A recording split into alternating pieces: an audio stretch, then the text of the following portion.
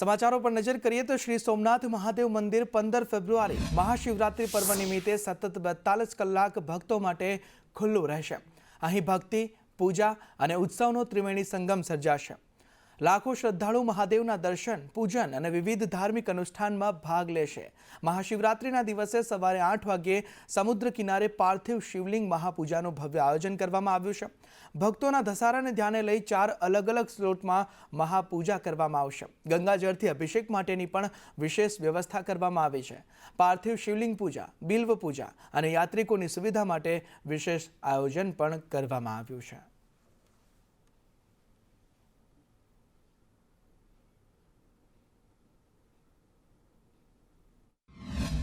પાર્કિંગની વ્યવસ્થા, ટ્રસ્ટના જે અતિથિ ગૃહો છે એમાં ઓનલાઈન બુકિંગ, પૂજાવિધિ ઓનલાઈન બુકિંગ અને ખાસ કરીને છેલ્લા 3 વર્ષથી જે માત્ર 25 રૂપિયામાં લોકો દ્વારા બીલી પૂજા નોંધાવાય અને લોકોને ઘરે પ્રસાદ મળે એ પૂજા માટેની પણ ઓનલાઈન લોકો પૂજા નોંધાવી શકે એવી વ્યવસ્થા કરવામાં આવી છે। પાર્થિવેશ્વર પૂજનનો પણ બહોળી સંખ્યામાં અને વધુમાં વધુ ભક્તો લાભ લઈ શકે તે માટે આ વર્ષે 4 સ્લોટમાં પૂજાનું આયોજન કરવામાં આવ્યું છે। સવારે 8 વાગ્યાથી 9:30, 10થી 11:30, બપોરે 3થી 4:30 અને 5થી 6:30 એમ। મહાશિવરાત્રિએ મંદિર વહેલી સવારે 4 વાગ્યાથી લઈ અને બીજા દિવસે રાત્રે 10 વાગે એટલે સતત 42 કલાક દર્શનાર્થે ખુલ્લું રહેશે। નાયબ મુખ્યમંત્રી હર્ષ સંઘવી જૂનાગઢની મુલાકાતે છે, ત્યારે જૂનાગઢમાં હર્ષ સંઘવી ભરડા વાવથી ચાલીને ભવનાથ પહોંચ્યા। સામાન્ય નાગરિકોની જેમ જ તેઓ મેળામાં ચાલીને આવ્યા હતા। મેળામાં વીઆઈપી કલ્ચરને દૂર કરવા આ સંદેશ નાયબ મુખ્યમંત્રી દ્વારા આપવામાં આવ્યો છે। સામાન્ય નાગરિકની જેમ જ તેઓ પણ ચાલતા ચાલતા ભવનાથ પહોંચ્યા હતા। મેયર, ધારાસભ્ય સહિતના આગેવાનો પણ તેમની સાથે જોડાયા હતા। તેમણે વીઆઈપી કલ્ચરને સાઈડમાં મૂક્યું છે અને નાગરિકની જેમ જ આવીને પૂજા અર્ચના કરી છે।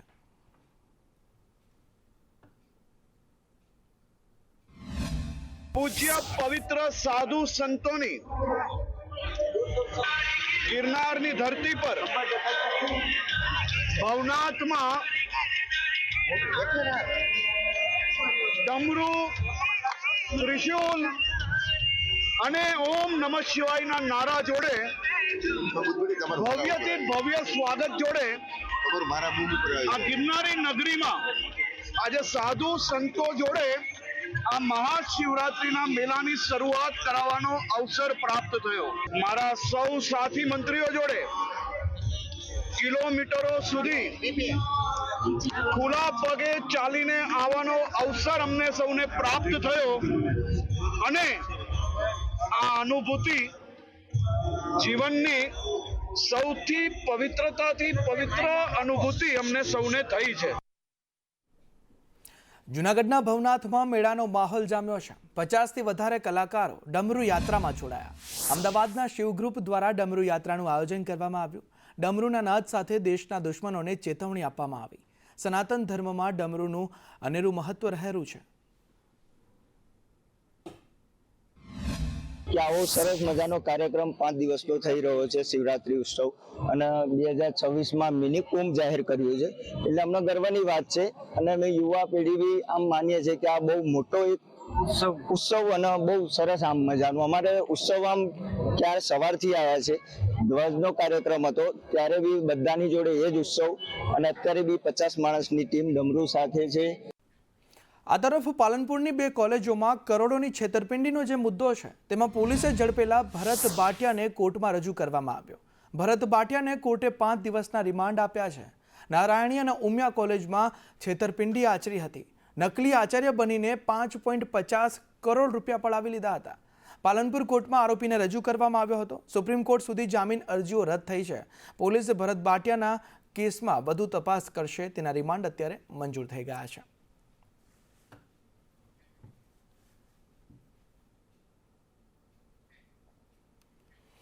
અંબાજી મંદિરના વહીવટદાર પર હુમલાનો જે મુદ્દો છે તેમાં દાંતા કોર્ટે આરોપીની જામીન અરજી ફગાવી દીધી છે।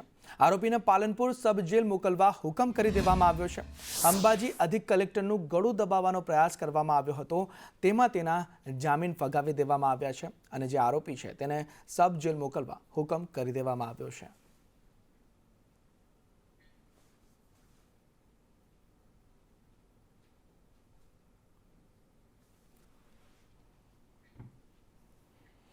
આ તરફ એનડીપીએસના કેસમાં 4 આરોપીઓને 15 વર્ષની સજા ફટકારવામાં આવી છે.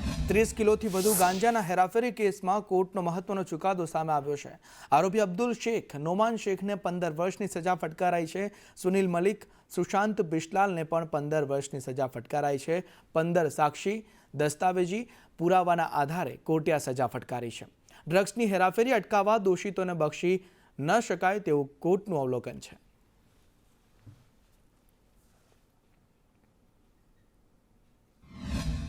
અવલોકન છે કે વારંવાર ચરસ, ગાંજા તેમજ નશાકારક પદાર્થોની હેરાફેરી ખૂબ જ પ્રમાણમાં વધી ગયેલ છે, જેથી નશાકારક પદાર્થોનું હેરાફેરીને રોકવા માટે આરોપીને વધારેમાં વધારે સજા કરવામાં આવે તે માટે નામદાર કોર્ટે આરોપીને 15 વર્ષની સખત કેદની સજા અને 2 લાખ રૂપિયાનો દંડ કરેલ છે. આ તરફ માણસા કોર્ટે અદાણી ગ્રુપ અને ગૌતમ અદાણી વિરુદ્ધ સોશિયલ મીડિયા પર બદનક્ષીકારક પોસ્ટ કરનારને લાલ બત્તી સમાન સજા ફટકારી છે. કોર્ટે આ કેસમાં આરોપીને દંડ અને જેલની સજાનો આદેશ આપી દીધો છે. આરોપીઓ ઓક્ટોબર 2020થી જુલાઈ 2021 દરમિયાન ભ્રષ્ટાચાર અને રાજકીય આશ્રયના ખોટા આરોપો સાથે શ્રેણીબદ્ધ પોસ્ટ કરી હતી. કોર્ટે સ્પષ્ટ કર્યું કે આ પોસ્ટ માત્ર વ્યાજબી ટીકા નહોતી, પરંતુ કંપનીની વિશ્વસનીયતા તોડવાના ઈરાદે આ પોસ્ટ કરવામાં આવી હતી. આ ચુકાદો સોશિયલ મીડિયાના જવાબદારીપૂર્વકના ઉપયોગ માટે કડક સંદેશ છે. સોશિયલ મીડિયા પર આરોપી દ્વારા અદાણી એન્ટરપ્રાઇઝ લિમિટેડ જે અમારા અસીલ છે એના વિરુદ્ધ બહુ બધી પોસ્ટ કરવામાં આવેલી.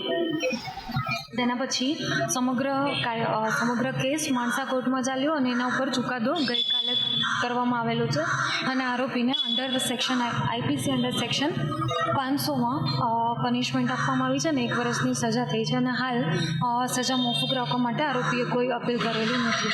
આજના યુવા હૈયાઓએ ફરી એકવાર સાબિત કરી દીધું છે કે જ્યારે લક્ષ્ય ઊંચું હોય અને મહેનત જીતવાની હોય ત્યારે આખું આકાશ પણ ટૂંકું પડે છે. ડિસેમ્બર માસમાં લેવાયેલી CMAની પરીક્ષાનું પરિણામ જાહેર થયું છે અને અમદાવાદે આખા દેશમાં પોતાનો સિક્કો જમાવ્યો છે. ગૌરવની વાત તો એ છે કે 2019 પછી પહેલીવાર ઇન્ટરમીડિયેટમાં કોઈ વિદ્યાર્થીનીએ પ્રથમ ક્રમ મેળવી ઇતિહાસ રચ્યો છે. CMA ફાઇનલમાં વિશાલ રાવલ અમદાવાદમાં અવ્વલ રહ્યો હતો, જ્યારે શિવાંગી મકવાણાએ બીજા ક્રમે રહી પોતાની તાકાત બતાવી છે.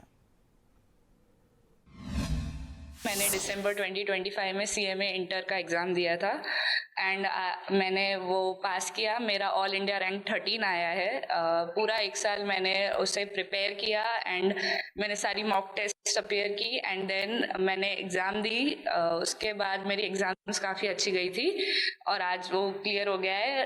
सुबह जैसे ही रिजल्ट आया मेरे पूरा घर काफ़ी खुश था. મેં ડિસેમ્બર 2025માં CMA ઇન્ટરમીડિયેટ માટેની એક્ઝામ માટે પ્રિપેર કર્યું હતું અને પેશન્સથી અને મહેનતથી પ્રિપેર કરીને મેં ઓલ ઇન્ડિયા રેન્ક 17 મેળવ્યો છે અને આગળ હવે હું બિઝનેસ કરવા માંગીશ. ઇન્સ્ટિટ્યૂટ દ્વારા ડિસેમ્બર 2025માં ઇન્ટરમીડિયેટ અને ફાઇનલની જે પરીક્ષા લેવાઈ હતી તેનું રિઝલ્ટ આજે જાહેર કરવામાં આવ્યું છે. ઇન્ટરમીડિયેટની વાત કરીએ તો 692 વિદ્યાર્થીઓએ પરીક્ષા આપી હતી, જેમાંથી 256 વિદ્યાર્થીઓ પાસ કર્યું છે, એટલે કે ઇન્ટરમીડિયેટનું 37% જેટલું રિઝલ્ટ છે, જે ગયા વર્ષ કરતાં 10% વધુ છે.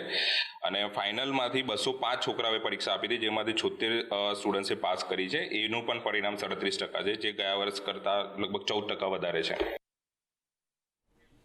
ધોરણ 10 અને 12ની બોર્ડની પરીક્ષાની તૈયારીઓ તેજ બની છે. 26 ફેબ્રુઆરીથી બોર્ડની પરીક્ષા શરૂ થશે. ધોરણ 10 માટે 87 ઝોનમાં 1006 પરીક્ષા કેન્દ્રો. ધોરણ 10માં 9,07,175 વિદ્યાર્થી પરીક્ષા આપશે. 4877 દિવ્યાંગ વિદ્યાર્થીઓ પરીક્ષા આપવાના છે. ત્યારે ધોરણ 12 સામાન્ય પ્રવાહની વાત કરીએ તો તેમાં 5,01,286 પરીક્ષાર્થીઓ પરીક્ષા આપશે. ધોરણ 12 વિજ્ઞાન પ્રવાહમાં 1,19,263 પરીક્ષાર્થીઓ પરીક્ષા આપવાના છે.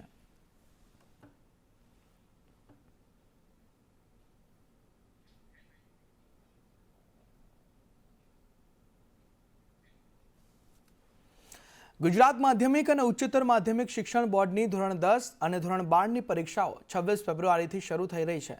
આ વર્ષે કુલ 15.27 લાખ વિદ્યાર્થીઓ પરીક્ષા આપવાના છે, જેમાં ધોરણ 12 સાયન્સના, સામાન્ય પ્રવાહના અને ધોરણ 10ની પરીક્ષા માટે 1006 સેન્ટર અને 3243 બિલ્ડિંગમાં ખાસ આયોજન કરવામાં આવ્યું છે. આ વર્ષની વાત કરીએ તો સૌથી મહત્વનો ફેરફાર દિવ્યાંગ વિદ્યાર્થીઓ માટે કરવામાં આવ્યો છે. પરીક્ષા આપતા 5070 દિવ્યાંગ વિદ્યાર્થીઓને આ વર્ષે પ્રથમ વખત 3 કલાકના પેપરમાં પ્રતિ કલાક 20 મિનિટ એટલે કે કુલ 60 મિનિટનો વધારાનો સમય ફાળવવામાં આવશે. બોર્ડની પરીક્ષા જે છે એ 26 ફેબ્રુઆરીથી શરૂ થવા જઈ રહી છે. તેના માટે રાજ્ય કક્ષાએથી પણ અમારી તમામ જિલ્લા શિક્ષણ અધિકારીઓ સાથેની મિટિંગ થઈ ગઈ. હવે આવતીકાલે જે છે વિડીયો કોન્ફરન્સના માધ્યમથી માનનીય શિક્ષણ મંત્રી શ્રી માર્ગદર્શન આપવાના છે. અત્યાર સુધીના આયોજનોમાં તમામ જેટલા સ્ટ્રોંગ રૂમ હોય છે તે તેમનો સ્ટાફ અને તેમની ટ્રેનિંગ એ પૂર્ણ કરવામાં આવી છે. એટલે કે સ્ટાફની નિમણૂક થઈ ગઈ છે. કેન્દ્ર નિયામક અને સ્ટાફની પણ નિમણૂક થઈ ગઈ છે, જેથી તમામ કેન્દ્રો 347 બિલ્ડિંગ જે છે જેમાં અમદાવાદ શહેરમાં પરીક્ષા લેવા જઈ રહી છે. ગુજરાતમાં વસ્તી ગણતરીને લઈ સરકાર એક્શન મોડમાં જોવા મળી રહી છે. અધિકારીઓની નિમણૂક અંગે સરકારના વધુ 2 ગેઝેટ પ્રસિદ્ધ થયા છે. શહેરી તથા જિલ્લા વિસ્તારમાં 2 અલગ અલગ ગેઝેટ પ્રસિદ્ધ કરવામાં આવ્યા છે.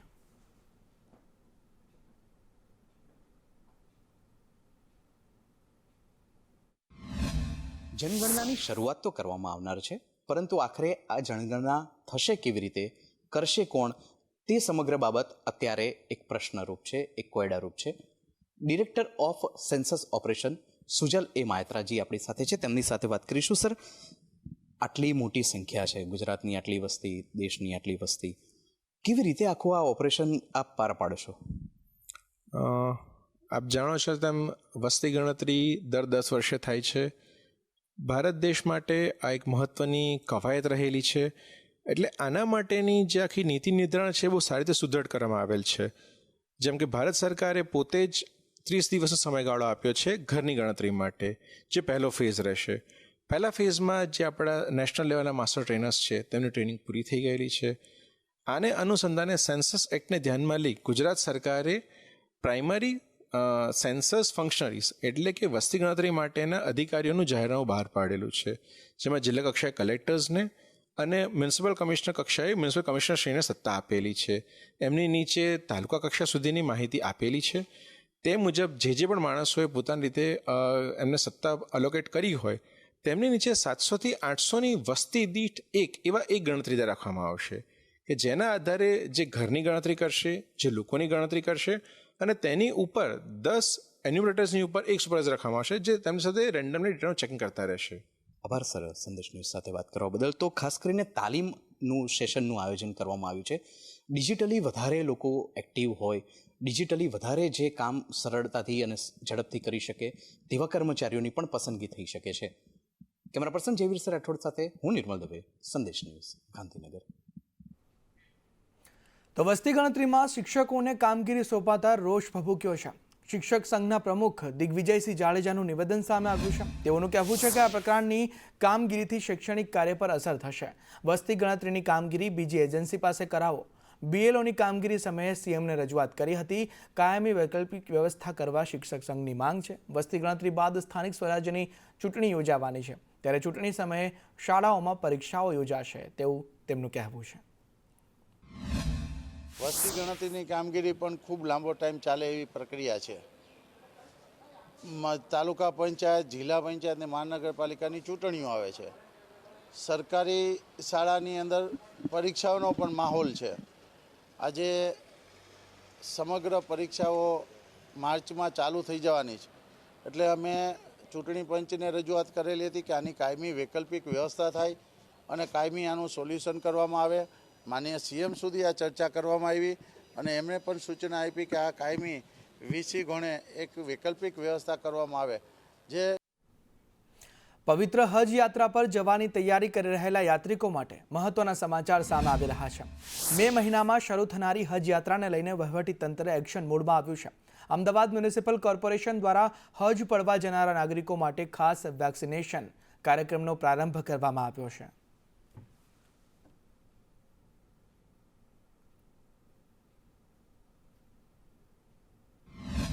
હજ 2026ની અંદર હજ યાત્રીઓ જે હજ પડવા જાય છે એના માટે વેક્સિનેશનનો પ્રોગ્રામ છે. અત્યારે રોજના અમે લોકો 325 હાજીઓને વેક્સિનેશન આપીએ છીએ અમદાવાદ મ્યુનિસિપલ કોર્પોરેશનના મારફતે. ત્યારે 1400થી વધુ યાત્રિકો માટે આ આયોજન કરવામાં આવ્યું છે. હજ કમિટી અને એએમસીનું આ સંકલન જોવા મળી રહ્યું છે. જે હજ યાત્રા, પવિત્ર હજ યાત્રા યોજાઈ રહી છે તેના માટે આ વેક્સિનેશનની કામગીરી હાથ ધરવામાં આવી છે. વાવથરાદના જસરા ગામે દેશના સૌથી મોટા અશ્વમેળાનો રંગે ચંગે પ્રારંભ થયો છે. મહાશિવરાત્રી સુધી ચાલનારા આ મેળામાં દેશભરમાંથી કિંમતી અશ્વો લઈને પશુપાલકો ઉમટી પડ્યા છે. લાખણી તાલુકાના જસરા ગામે આજથી 15માં અશ્વમેળાનું આયોજન થયું છે. આ મેળામાં રાજસ્થાન, પંજાબ, હરિયાણા અને મહારાષ્ટ્ર સહિતના રાજ્યોમાંથી 800થી વધુ અશ્વો સાથે અશ્વપ્રેમીઓ પહોંચ્યા છે. અહીં 3 દિવસ સુધી અશ્વદોડ તેમજ કાંકરેજી ગાયો સહિતના અન્ય પશુઓની સુંદરતાની હરીફાઈ યોજાશે. મહાશિવરાત્રિના દિવસે સ્પર્ધામાં પ્રથમ નંબરે આવનાર અશ્વ અને અન્ય પશુઓના માલિકોને ઇનામ આપીને સન્માનિત કરવામાં આવશે.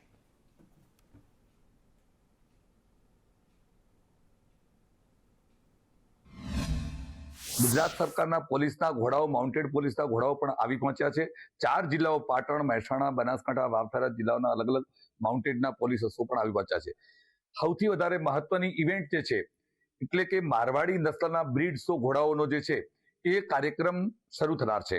ત્યારે એ અલગ અલગ પ્રાંતમાંથી એટલે 8 થી 10 રાજ્યોમાંથી પાર્ટિસિપેટ કરવા માટે અનેક પ્રકારના અશ્વો સાથે લોકો અહીંયા આવશે. એટલે મારવાડી નસ્લનો બ્રીડ શો થશે. ત્યારે રહેવાલ, પાટીદોડ, નાચ, મટકી ફોડ, ગરો લેવો, બેરલ રેસ, પાટીદોડ ઇત્યાદિની અનેક હરીફાઈઓ થશે. અહીંયા જસરા ખાતે આજે એક પ્રતિસ્પર્ધા યોજાય છે કાંકરેજ ગોપાલન માટે, અને અહીંયા જે કાંકરેજ ગાયોના જે ગોપાલક છે જે પોતાના ઘરે સારા આ વાછડા હોય, વાછડીઓ તૈયાર કરતા હોય એમના માટે એક પ્રતિસ્પર્ધા યોજાય છે. અહીંયા દર વર્ષે અશ્વ મેળો યોજાય છે, પણ લાસ્ટ મને ખ્યાલથી 4-5 વર્ષથી કાંકરેજ વાછડાઓને માટે પણ પ્રતિસ્પર્ધા કરવામાં આવશે. અહીંયા સંચાલકોને હું ખૂબ ધન્યવાદ કહીશ કે અમારા જેવા ગોપાલક જે પોતાના ઘરે કાંકરેજ વાછડા તૈયાર કરે છે અને એમને અહીંયા એક એમની જે ઊભી છે, જે અહીંયા એમને જે સેવા કરીને વાછડીઓ સંવર્ધન કરીને તૈયાર કરે છે, એમને અહીંયા લાવી અને બતાડવામાં આવે છે, અને જેનાથી અમારા જેવા ગોપાલકોનો ઉમંગ વધે છે. વાત રાજકોટની કરીએ તો રાજકોટ શહેર અને જિલ્લામાં ડુંગળીના ભાવ તળિયે પહોંચ્યા છે. 20 કિલો ડુંગળીનો ભાવ ₹80 થી લઈ ₹320 પહોંચી ગયો છે. ગોંડલ યાર્ડમાં 20 કિલો ડુંગળીનો ભાવ ₹50 થી ₹250. ડુંગળીના ભાવ ગગડતા એક્સપોર્ટ ઉપર બ્રેક વાગી ગઈ છે. લાલ પત્તી ડુંગળીનું આ વર્ષે મબલખ ઉત્પાદન થયું છે તેવું વેપારીઓનું કહેવું છે. ઓછા ભાવ હોવાથી ખેડૂતોને પૂરતો ભાવ નથી મળતો. ભાવ તળિયે હોવાથી ખેડૂતોને ખર્ચ પણ નીકળવો મુશ્કેલ બન્યો છે.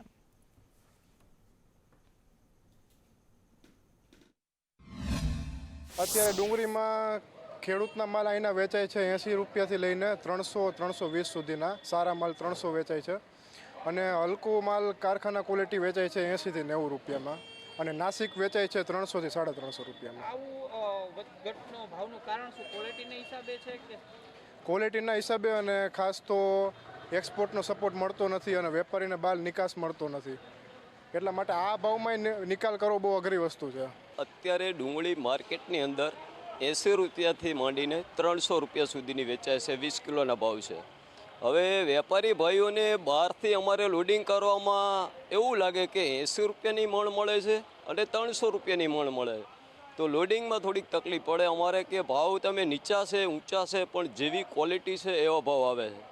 ₹80ની ક્વોલિટી આવે, 70 થી ₹80ની 20 કિલો વેચાય છે. એક કારખાના ક્વોલિટી આવે, પિલાણમાં જાય કારખાના માટે, અને જે સારી ક્વોલિટી છે રનિંગ એ બધું ₹200 થી ₹300નો તો ભાવ ખેડૂતને હાથમાં આવે છે. એક્સપોર્ટ અત્યારે બંધ છે. એક્સપોર્ટના કારણે મંદી, લેવાલ અહીંથી નિકાલ માલનો થતો નથી પૂરતો. ખેડૂત એટલે હેરાન થાય. આમાં વેપારીનો કંઈ ખેડૂતનો કોઈ માગશે નહીં. વેપારી પોતાની રીતે ખરીદી કરે, આગળ માંગ હોય એ પ્રમાણે ખરીદી કરે જ છે. ડુંગળી અહીં ₹80ની મણ કરીને ₹300ની મણ જાય. સામે અમે અહીંથી લઈ જાય છે જેવી ડુંગળી, એવો બજારમાં ભાવ મળતો નથી. કેમ બધે પબ્લિક એમ છે કે ₹5ની કિલો મળે છે, ₹4ની કિલો મળે છે. અમે જે માલ અહીં લઈ જઈએ ને એ માલમાં સામે ભાવ આવતો નથી. ગરીબોની કસ્તુરી ગણાતી ડુંગળીના ભાવ તળિયે પહોંચ્યા છે. રાજકોટ માર્કેટિંગ યાર્ડમાં ઓછામાં ઓછો ડુંગળીનો 20 કિલોનો ભાવ ₹80 છે, કે જેની ક્વોલિટી કારખાના ક્વોલિટી ગણાય છે, જ્યારે ઊંચામાં ઊંચો ભાવ ₹320 પ્રતિ 20 કિલો બોલાઈ રહ્યો છે. રાજકોટ માર્કેટિંગ યાર્ડની અંદર જે ખેડૂતો ડુંગળી લઈને અહીંયા આવે છે તેમને આ ભાવ મળી રહ્યો છે, અને આ નીચા ભાવનું એકમાત્ર કારણ એ છે કે રાજકોટ સહિત સૌરાષ્ટ્રમાંથી જે લાલ પત્તીની ડુંગળી એક્સપોર્ટ થતી હતી તેના ઉપર છેલ્લા કેટલાક સમયથી નિયંત્રણો આવ્યા છે. ડુંગળી એક્સપોર્ટ નથી થતી, તેના કારણે ભાવો તળિયે પહોંચ્યા છે, અને આ જ પરિસ્થિતિના કારણે હાલ ખેડૂતો છે તેમને મુશ્કેલીનો સામનો કરવો પડી રહ્યો છે. કેમેરામેન માધવ ભટ્ટ સાથે મયુર સોની, સંદેશ ન્યૂઝ, રાજકોટ. જામનગરના જોડિયા તાલુકામાં જીરુના પાકમાં નુકસાનીની ભીતિ સેવાઈ રહી છે. વાતાવરણમાં પલટાના કારણે જીરુના પાકમાં કાર્યો અને સુકારા નામનો રોગ આવતા ખેડૂતો ચિંતિત બન્યા છે. 1 વીઘામાં જીરુના વાવેતરમાં આશરે રૂપિયા 12,000 જેટલો ખર્ચ ખેડૂતોએ કર્યો છે, જેની સામે હાલમાં 60% જેટલો પાક નિષ્ફળ જતા મોટા પાયે નુકસાન થવાની શક્યતા ખેડૂતો વ્યક્ત કરી રહ્યા છે.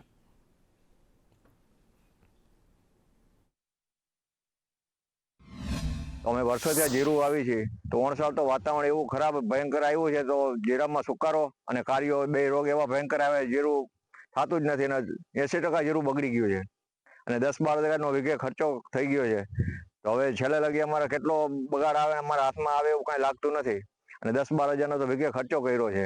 અને વાતાવરણ એવું છે સવારમાં ઠંડી પડવી જોઈએ એની બદલીમાં સવારમાં જ ગરમી થાય છે અને બપોરે તો બહુ તાપ પડે છે અને જીરાનો પાક એવો છે કે ઠંડી ઋતુ સિવાય થાય નહીં. જીરામાં ઓળના વર્ષમાં ઉતારે આવી ગયો વાતાવરણના હિસાબે અને ઉતારની ઘણી બધી દવા છાંટતા ઉતાર રોકાણો નથી અને ઉતારમાં નુકસાની થઈ અને અત્યારે વાતાવરણના પલટાના હિસાબે કારિયાની અસર થઈ ગઈ તો કારિયાની ઘણી બધી દવા છાંટી પણ કારિયો ઓળના વર્ષમાં રોકાણો નથી. વીઘે 10-12 હજારનો અંદાજિત ખર્ચો થઈ ગયો છે ને હવે જ્યારે પરિસ્થિતિ એવી છે કે આમાં જીરું બચે એવું લાગતું નથી છતાંય હવે છેલ્લે સુધીમાં કેટલું બચે અને કેટલું અમારા હાથમાં આવે એ કાંઈ અત્યારથી કહી શકાય એમ નથી. ઉનાળાના પ્રારંભે જ ભુજમાં પાણીનો કકળાટ જોવા મળ્યો છે, જેને લઈ શહેરના અનેક વિસ્તારોમાં આજે પણ ટેન્કર મારફતે પાણી પહોંચાડવામાં આવે છે. દર વર્ષે ઉનાળામાં સર્જાતી પીવાના પાણીની વિકટ સમસ્યાને પહોંચી વળવા આ વખતે પાલિકાએ આગોતરું આયોજન કર્યું છે, જેમાં વધુ 10 MLD પાણી આપવા નર્મદા નિગમને રજૂઆત કરવામાં આવી છે. શહેરમાં 55 MLD પાણીની જરૂરિયાત સામે હાલમાં 45 MLD પાણી મળી રહ્યું છે. વધુ 10 MLD પાણી મળતા શહેરમાં પીવાના પાણીની સમસ્યા નહીં સર્જાય તેવો પાલિકાનો દાવો છે. જ્યારે ભુજ માત્ર ને માત્ર જ્યારે નર્મદા આધારિત છે અને નર્મદાનું પાણી કે અમે વધારવા માટે રજૂઆતો કરી છે, આ રજૂઆતો કરવાથી ન કાંઈ થઈ શકે તેમ નથી. કારણ કે નર્મદાના પાણી માટે આ લોકો પાણી પુરવઠા દ્વારા ગમે ત્યારે કે આજે અહીંયા લાઈન તૂટી ગઈ છે, આજે અહીંયા છે, આજ ભુજ શહેરને આટલો કાપ મૂકવામાં આવશે એટલે નિયમિત પાણી તો રેગ્યુલર પાણી મળી શકે એવી પરિસ્થિતિ અત્યારે પણ નથી. તો ઉનાળામાં આ શું આયોજન કાંઈ કર્યું નથી તો ભુજમાં પાછો ટેન્કર રાજ ચાલુ થશે. એના માટે નવા ટેન્કરોની પણ ખરેખર આયોજન કરવું જોઈએ, એ પણ નથી કર્યું. અત્યારે ભુજની આપણે પાણીની જરૂરિયાત છે 50 થી 55 MLDની. નર્મદા આપણે અત્યારે 45 MLD જેટલું પાણી આપે છે અને આપણે બોરવાલમાંથી કાઢી 10 બોરવાલ અને ટોટલ 45 MLD 47 MLDનું આપણું વિતરણ કરીએ છીએ. એટલે અત્યારે આપણે એકાંતર થઈ શકે છે અને હમણાં આ શિયાળામાં મેન્ટેનન્સનું કામ ચાલુ હતું કે પાણીની આપણે ઉનાળામાં તકલીફ ન પડે એના માટે PGVCL અને નર્મદા એ લોકોને મેન્ટેનન્સનું કામ પૂર્ણ કર્યું છે. એટલે ઉનાળામાં તકલીફ ન પડે એટલે ઉનાળામાં અમે પણ પાણીની 10 MLDની નર્મદા કને વધારે રજૂઆત કરી છે. સમાચારો પર નજર કરીએ તો પોરબંદર જિલ્લામાં પ્રવેશવા માટે એક નહીં પરંતુ 3 ટોલનાકા પાર કરવા પડે છે. 2 ટોલનાકા પોરબંદર ગ્રામ્ય પંથકના નેશનલ હાઈવે પર અને એક મહાનગરપાલિકાની હદમાં વનાણા ટોલનાકું છે કે જે માત્ર 10 કિલોમીટરના અંતરે જ આવેલું છે. નજીકના અંતરે આવેલા ટોલનાકાની તેનાથી ત્રસ્ત શહેરીજનો છેલ્લા 1 વર્ષથી તેને હટાવવા માંગ કરી રહ્યા છે. છતાં આજ દિન સુધી નેશનલ હાઈવે ઓથોરિટી દ્વારા કોઈ યોગ્ય કાર્યવાહી નથી કરવામાં આવી. ત્યારે વનાણા ટોલનાકાને લઈ સ્થાનિકો અને વાહન ચાલકોમાં ભારે રોષ પ્રવર્તી રહ્યો છે. જોકે નેશનલ હાઈવે ઓથોરિટી દ્વારા હકારાત્મક જવાબ ન મળતા હવે મનપાના ડેવલપમેન્ટ પ્લાન અંતર્ગત રસ્તા બનાવવામાં આવશે, જેથી પોરબંદરના લોકોને ટોલમાંથી મુક્તિ મળશે તેમ મહાનગરપાલિકા કમિશનરે જણાવ્યું હતું. આ સંબંધે હાઈવે ઓથોરિટી પાસે માહિતી માંગેલી હતી. આશરે 1 વર્ષ પહેલાં તેઓ અમને માહિતી આપેલી હતી. આ માહિતીના અનુસંધાન અમે નગરપાલિકાને જે તે સમયે પણ ટોલનાકું દૂર કરવા માટે રજૂઆત કરેલી હતી, પરંતુ તેમ કેમ પ્રકાર આજ તારીખ સુધી આ ટોલનાકું દૂર થયેલ નથી. ત્યારબાદ અમોએ 4/2/2026 ફરીને એક અરજી આપેલ અને પોરબંદર નગરપાલિકા જે તે સમય હતી તે સમયે ટોલનાકું હયાત હતું. એ અન્ય વાત હતી, પણ અત્યારે મહાનગરપાલિકા બની ગયા પછી આ ટોલનાકું 10 કિલોમીટરની દૂરીએ હોવું જોઈએ. પોરબંદર મહાનગરપાલિકા બન્યા બાદ જે વનાણા જે ગ્રામ પંચાયત હતી એનો પોરબંદર શહેરમાં સમાવેશ થયેલો છે અને એના કારણે જે નેશનલ હાઈવે પર જે ટોલ બૂથ આવેલું છે એ પણ હવે શહેરની હદમાં આવે છે. એટલે જ્યારે આપણે મહાનગરપાલિકા બની ત્યારે મહાનગરપાલિકાના જે વાહનો અવરજવર કરે, જે સિટી બસ અવરજવર કરે તેને અને બીજા વાહનોને પણ આમાં ટેક્સમાંથી મુક્તિ આપવા માટે અત્રેથી રજૂઆત કરવામાં આવેલી હતી. તેમજ જે ટોલ બૂથ છે એ પણ શહેરની જે હદ છે એનાથી બહાર લઈ જવા માટે વિનંતી જે તે સમયે નેશનલ હાઈવે ઓથોરિટીને કરવામાં આવેલી હતી. આ બાબતે ઓથોરિટી દ્વારા આપણને હકારાત્મક પ્રતિસાદ મળેલો નથી. આ તરફ ઠાસરાના માસરામાં રાજકીય ઉથલપાથલ જોવા મળી છે. સરપંચ કૈલાશબેન સોલંકી સામે અવિશ્વાસ પ્રસ્તાવ મંજૂર થયો છે. વિકાસ કામોમાં મનસ્વી વહીવટનો ગંભીર આક્ષેપ કરવામાં આવ્યો છે. 11માંથી 8 સભ્યોએ વિરુદ્ધમાં મતદાન કર્યું. વિકાસના કામોમાં મનસ્વી કામ કરતા સભ્યો નારાજ હતા. 8 જાન્યુઆરીથી શરૂ થયેલ વિવાદનો અંત આવ્યો છે અને માસરા ગ્રામ પંચાયતમાં દરખાસ્ત માટે બેઠક બોલાવી હતી.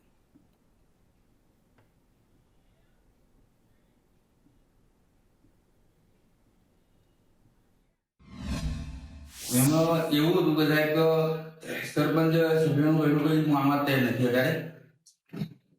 અને બીજી વાત કે હું 5મા વોર્ડનો સભ્ય છું અને હાલ અત્યારે એવાય મારા વોર્ડમાં 2 કામ કર્યા હતા લગીન 4 વર્ષની અંદર. બીજું કંઈ કામ કરવા તૈયાર નથી. આ તરફ ગીર સોમનાથમાં શિક્ષકનો નગ્ન વિડીયો બનાવવાનો જે મુદ્દો છે તેમાં શિક્ષકનો નગ્ન વિડીયો બનાવી ખંડણી માંગવામાં આવી હતી.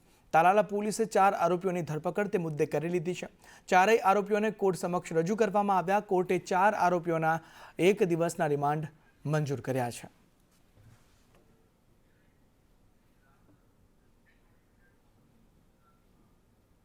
વડોદરાની વિશ્વામિત્રી નદીને પહોળી કર્યા બાદ પ્રથમ વખત મગરોની વસ્તી ગણતરી કરવામાં આવી છે. પૂરની પરિસ્થિતિ પછી હાથ ધરાયેલી આ ગણતરીમાં 17 કિલોમીટરના નદીના પટમાં કુલ 417 મગરો મળી આવ્યા છે. વહેલી સવારથી રાત સુધી ચાલેલી આ કામગીરીમાં 1 થી 3 મીટર અને તેનાથી વધુ લંબાઈના મગરોની અલગ નોંધ કરવામાં આવી હતી. ગણતરી દરમિયાન સૌથી વધુ 118 મગરો નરહરી હોસ્પિટલથી કાળાઘોડા વચ્ચેના વિસ્તારમાં જોવા મળ્યા છે. આ પરિણામોને જોતા MS યુનિવર્સિટીના જીઓલોજિસ્ટ રણજીત દેવકરે સૂચન કર્યું છે કે મગરોને જોવા માટે સહેલાણીઓ માટે તંત્ર દ્વારા ખાસ વ્યવસ્થા ગોઠવવી જોઈએ.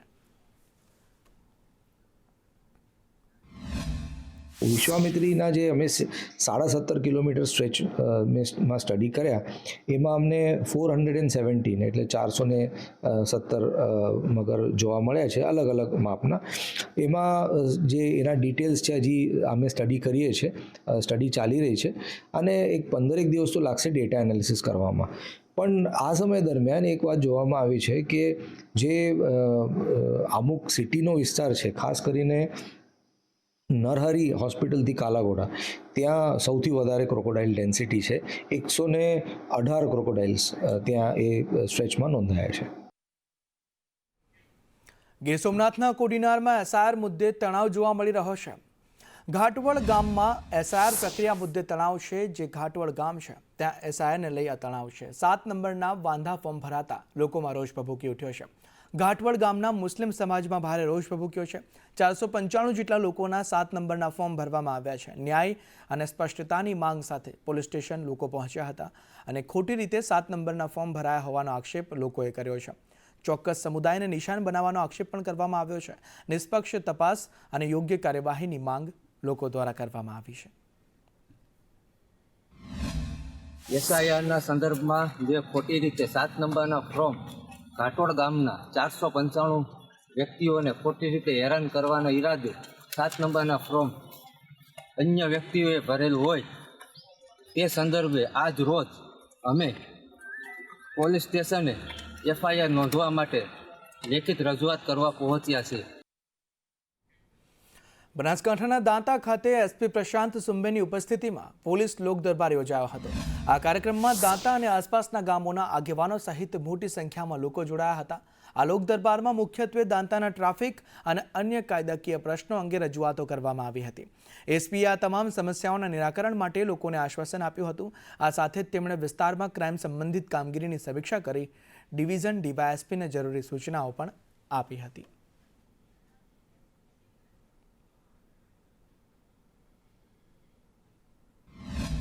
દાંતા પોલીસ વિસ્તારના જુદા જુદા ગામના આગેવાનો, જનતાના પ્રતિનિધિ સામેલ થયા હતા. તેના તરફથી દાંતામાં જે ટ્રાફિકની સમસ્યા હોય અથવા એક્સિડન્ટ કોઈ જગ્યા ઉપર થતો હોય તો તેને અટકાવવા માટેનો તથા પોલીસની બાકી જે કામગીરી છે જેમાં સારી કામગીરી પ્રત્યે પ્રતિભાવ અથવા અન્ય જે રજૂઆત તે રજૂ કરવામાં આવી. આ રજૂઆત પ્રત્યે અમારા તરફથી આવનાર સમયમાં ટૂંક સમયમાં કાર્યવાહી કરવામાં આવશે. જે સારી કામગીરી શરૂ છે તે કામગીરી પણ આવનાર સમયમાં થતી રહેશે તે પ્રમાણે તેઓને આશ્વાસન પણ આપવામાં આવેલ છે અને આ પ્રમાણે સૂચના અમારા જે પોલીસ સ્ટેશનના સ્ટાફ છે, ડિવિઝનના ડીવાયએસપી સાહેબ છે, તેઓને આપવામાં આવેલ છે. વડોદરામાં BCA ઇલેક્શન અગાઉ આરોપ અને પ્રત્યારોપ શરૂ થઈ ગયા છે. રોયલ ગ્રુપને જીતાડવા પૂર્વ ક્રિકેટર નયન મોંઘિયા મેદાને આવ્યા છે. રિવાઇવલ ગ્રુપના ઉમેદવાર કિરણ મોરેનો ફિલ્મી ડાયલોગ જોવા મળ્યો છે. તેઓનું કહેવું છે કે જેમનું ઘર કાચનું હોય તે બીજાના ઘર પર પથ્થર ન મારે. અમે સ્વચ્છ અને પારદર્શક રહીએ છીએ તેવું ડોક્ટર દર્શન બેંકરનું કહેવું છે. રોયલ સત્યમેવ ગ્રુપ અને રિવાઇવલ ગ્રુપ વચ્ચે આ ટક્કર છે. રિવાઇવલ ગ્રુપનો ચહેરો બન્યા પૂર્વ ક્રિકેટર કિરણ મોરે.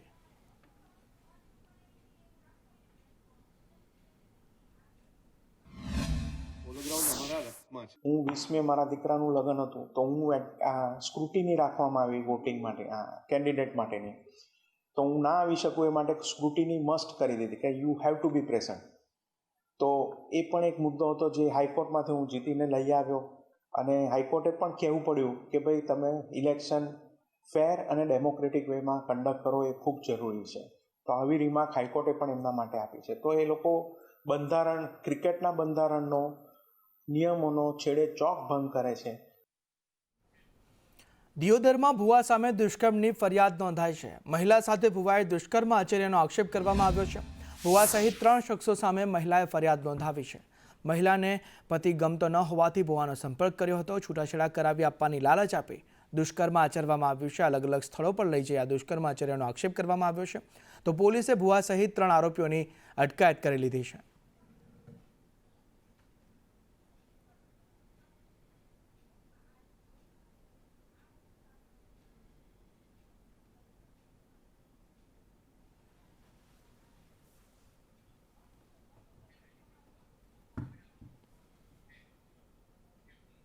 સુમુલ ડેરી ચૂંટણીમાં વિવાદનો મુદ્દો જે છે તેમાં સુરત કલેક્ટરે ઉચ્ચ અધિકારીઓની બેઠક બોલાવી.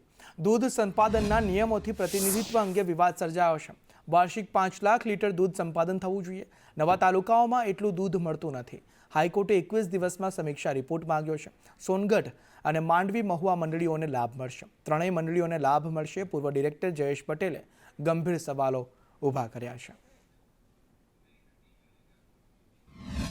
નામદાર હાઈકોર્ટે કલેક્ટરશ્રીને 21 દિવસમાં બેઠકોની જે ફાળવણી છે તાલુકા વાઇઝ એમાં ચિંતન કરીને ત્વરિત ચૂંટણી જાહેર કરવાનો આદેશ કર્યો છે. છેલ્લા 3 મહિના પહેલાં સોનગઢ તાલુકો એમાં સૌથી વધારે મતદાર મંડળીઓ સમગ્ર જિલ્લામાં સોનગઢમાં છે. તમે જુઓ તો 175 મંડળીઓ છે.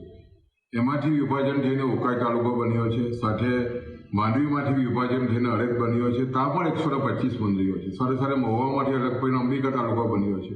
અને આ તમામ તાલુકાઓમાં ખાસ કરીને પશુપાલકોની પણ સંખ્યા છે. દૂધનું પ્રમાણ પણ વધારે છે.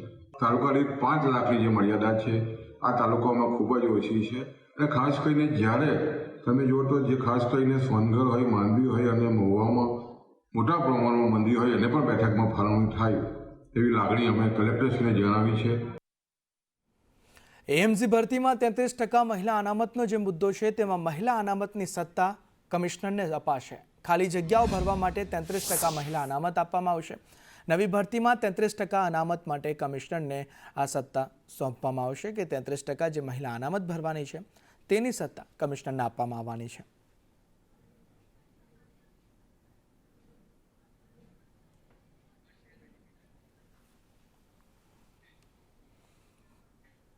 બોટાદ જિલ્લાના જૂટીગળા ગામથી લઈને સાલૈયા સહિત 15 જેટલા ગામોને જોડતો મુખ્ય માર્ગ છેલ્લા ઘણા સમયથી બિસ્માર હાલતમાં ફેરવાઈ ગયો છે. આ માર્ગ પરથી રોજિંદી મોટી સંખ્યામાં વાહનો પસાર થાય છે, પરંતુ રસ્તાની હાલત એટલી ખરાબ છે કે અહીંથી પસાર થવું જોખમ બની ગયું છે. અનેકવાર રજૂઆતો કરવા છતાં તંત્ર દ્વારા કોઈ કામગીરી કરવામાં આવતી નથી. હવે ગ્રામજનોની ધીરજ ખૂટી છે. ત્યારે રસ્તાનું કામ શરૂ નહીં થાય તો ઉગ્ર આંદોલન કરવાની ચીમકી પણ ઉચ્ચારવામાં આવી છે. અમારે જોટિંગડાથી ભીમડાજને લગભગ 1 વર્ષ પહેલાં રોડ બનાવ્યો છે, પણ અત્યારે રોડની હાલત એટલી ખરાબ છે કે રોજના 2-3 એક્સિડન્ટ થાય છે, લોકો પડે છે. અને આ રોડ ખાલી ભીમડાજને સાલૈયા પૂરતો નથી, પણ અહીંથી લગભગ 10 થી 15 ગામડાને જોડતો આ રોડ છે અને રોજના હજારો વાહન અહીંયા નીકળે છે. ઘણી બધી રજૂઆત કરી છે, ગાંધીનગર લગી રજૂઆત કરી છે, કલેક્ટરને મેં સરપંચ દ્વારા રજૂઆત કરાવી છે, પણ રોડનું કોઈ નિરાકરણ આવતું નથી. એટલે અમે એક અઠવાડિયું હજી રાહ જોવાના છીએ. જો અઠવાડિયામાં નહીં આવે તો અમે ગામના લોકો ભેગા થઈને કંઈક આગળનું નવું વિચારશું. લગભગ આ અમારો જોટિંગડાથી સાલૈયા જોડતો રોડ 15 વર્ષ પહેલાં થયેલો છે અને રજૂઆત અમે વારંવાર 3 વર્ષથી સરકારશ્રીને કરીએ છીએ, પણ તે છતાં કોઈ એનો જવાબ અમને મળતો નથી. હજી હમણાં મહિના પહેલાં તમે ગાંધીનગર રજૂઆત કરી હતી, તો તે લોકોએ ફોરવર્ડ કરી કલેક્ટરશ્રીને જવાબ આપ્યો અને કલેક્ટરશ્રીએ અમને જવાબ આપ્યો કે જે કોઈ ડિપાર્ટમેન્ટ લાગતો ને તેને અમે ફોરવર્ડ કરી દીધેલી છે તમારી એપ્લિકેશન, અને કોઈ એનું નિરાકરણ આવતું નથી. અને વારંવાર અહીંયા અવરજવરવાળા માણસો અકસ્માતો થાય છે.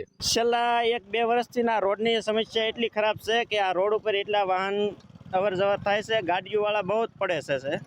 અને અહીંથી ભીમડા, ધુફણિયા, બેરડા ઘણા જ ગાડીઓનું અહીંથી અવરજવર છે. તો તમારી માંગ શું? અમારી માંગ એવી છે કે જેમ બને તેમ વહેલી તકે આ રસ્તાનું નિવારણ લાવે અને નહીં રસ્તો બનાવે તો અમે ગાંધી ચિંધ્યા માર્ગ ઉપર જઈશું.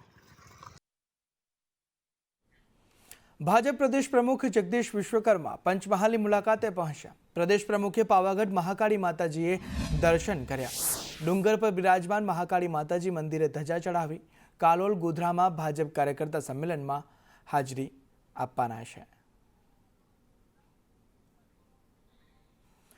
ભાજપ પ્રદેશ અધ્યક્ષ જગદીશ વિશ્વકર્મા મહાકાળી માતાના શરણે પહોંચ્યા છે. પાવાગઢમાં તેઓ હાજરી આપી છે. પંચમહાલ ગયા છે. ભાજપના પંચમહાલ પ્રમુખ મયંકભાઈ દેસાઈ પણ તેમની સાથે ઉપસ્થિત રહ્યા હતા. હાલોલ ધારાસભ્ય મયંકભાઈ સુતાર સહિતના પણ ઉપસ્થિત રહ્યા હતા.